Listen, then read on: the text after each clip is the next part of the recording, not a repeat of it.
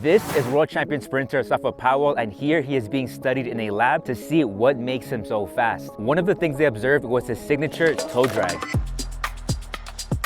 But if you try to replicate this technique, it can actually make you slower.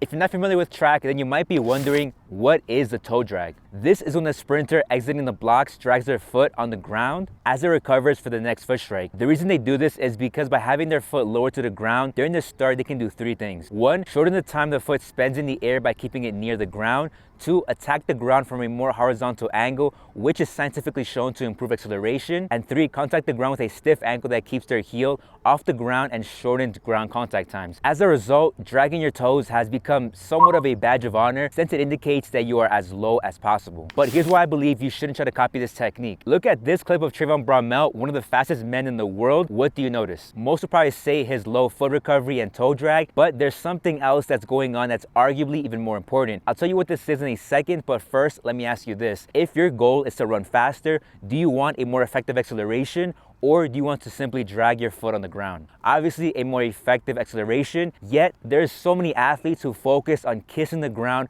with their spikes, yet they don't fully know why. The toe drag is just a byproduct of a very effective acceleration, which is what we see from a few elite sprinters. A secondary and sometimes unexpected or unintended result. See, an athlete can have an effective acceleration without a toe drag, and an athlete can also learn to drag their toe without having an effective acceleration.